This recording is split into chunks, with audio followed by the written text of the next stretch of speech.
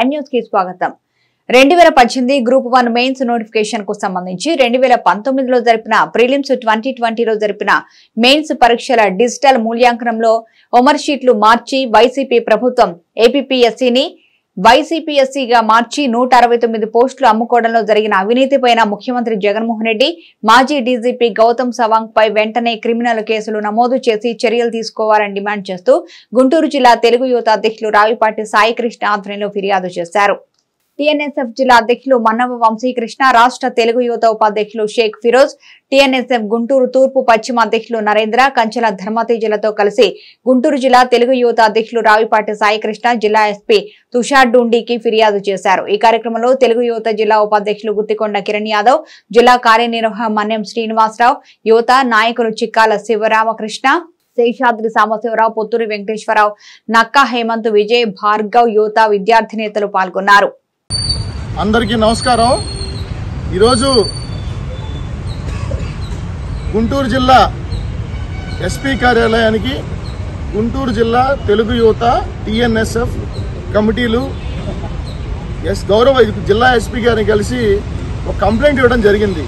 ఈ కంప్లైంట్ సారాంశం ఏంటంటే, ఏదైతే 2017లో ఉన్న గ్రూప్ 1, 2 నోటిఫికేషన్ ఏదైతే ఉన్నాయో అప్పటి గ్రూప్ 1 అభ్యర్థులకు ఏదైతే నిర్వహించాల్సిన పరీక్షల్ని 2019 ఎలక్షన్ నేపథ్యం తర్వాత నిర్వహించిన వైకాపా ప్రభుత్వం ఆ గ్రూప్ 1 రాసిన అభ్యర్థుల మూల్యాంకనాలు మాన్యువల్గా జరగాలని చెప్పి ఆదేశాలు ఉన్నప్పటికీ కోవిడ్ సమయంలో కోవిడ్ వంకతో డిజిటల్ మూల్యాంకనం పేరుతో అప్పటి ఏదైతే ఏపీపీఎస్సీ బాధ్యులు ఉన్నారో సీతారామాంజలి గారు, తర్వాత వచ్చిన గౌతమ్ సవాంగ్ గారు ఆ యొక్క మూల్యాంకనాలని ఓఎంఆర్ షీట్లను మార్చేసి 42,000 ఓఎంఆర్ షీట్లను మార్చి ఎంతో కష్టపడి గ్రూప్ 1 సీటు కొట్టాలన్న కలలు కన్నా ఎంతోమంది నిరుద్యోగుల ఆశలపైన గండి కొట్టి ఏపీపీఎస్సీని వైసీపీఎస్సీగా మార్చేసారని చెప్పి సందర్భంగా నేను తెలియజేస్తా ఉన్నా. ఒకప్పుడు చంద్రబాబు నాయుడు గారు ఉన్నప్పుడు, ముఖ్యమంత్రిగా ఉన్నప్పుడు ఏపీపీఎస్సీ ఒక గౌరవప్రదమైన సంస్థగా భావించి ఐఏఎస్ అధికారులను దాన్ని నియమించేవాళ్ళు. దాంట్లో బోర్డు మెంబర్లు కూడా ఎంతో ఉన్నతమైన వ్యక్తులు ఉండేవాళ్ళు. కానీ వైకాపా ప్రభుత్వం అధికారంలో రాగానే వైకాపా పిఎస్సీగా మార్చేసి అందులో బోర్డు మెంబర్లు ఎవరండి? సోనీ వుడ్ ఎవరు? సలాం బాబు ఎవరు?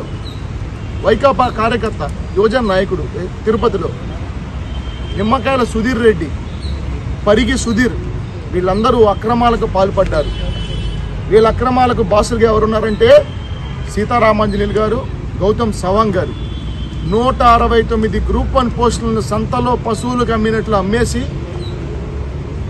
వాటికి రేట్లు కట్టేసి డిప్యూటీ కలెక్టర్ పోస్ట్ అయితే 2.5 కోట్లంట, అలాగే డిఎస్పీ పోస్ట్ అయితే 1.5 కోట్లంట. ఈ విధంగా 30 డిప్యూటీ కలెక్టర్లు, 25 డిఎస్పీ పోస్టులను సంతలో పశువులకు మాదిరిగా అమ్మేసి నైపుణ్యం గల కష్టపడ్డ యువత ఉద్యోగ అవకాశాలకు గండి కొట్టింది కాక ఏపీపీఎస్సీ పరువు ప్రతిష్టను దిగజార్చేశారు. ఏ విధంగా అయితే టీపీఎస్సీలో ఏ విధంగా అయితే అక్రమాలపైన చర్యలు తీసుకున్నారో అదేవిధంగా చర్యలు తీసుకోవాల్సిన బాధ్యత ఈరోజు రాష్ట్ర పోలీస్ శాఖ పైన ఉన్నది. సాక్షాత్ పోలీస్ శాఖలో పనిచేసిన ఒక బాసే డీజీపీ మారి ఏపీపీఎస్సీ చైర్మన్ అవ్వటం, అతనే అమ్ముకోవడం పోస్టులు అనేది.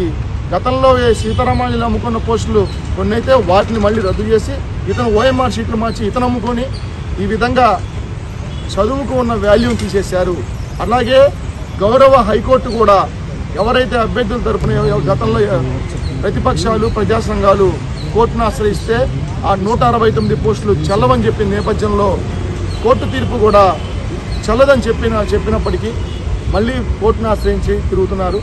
నేను ఒకటే చెప్తా ఉన్నా, వెంటనే దీనికి బాధ్యులైన గౌతమ్ సవాంగ్ గారిని, అలాగే సిపి సీతారామాంజలి గారు గతంలో ఎవరైతే చేశారో అతన్ని, పరిగి సుధీర్ కావచ్చు, సలాం బాబు కావచ్చు, సోనీ వుడ్ కావచ్చు, నిమ్మకాయల సుధాకర్ రెడ్డి కావచ్చు, మొత్తం పైన సిబిఐ విచారణ జరగాల్సిన అవసరం ఉంది.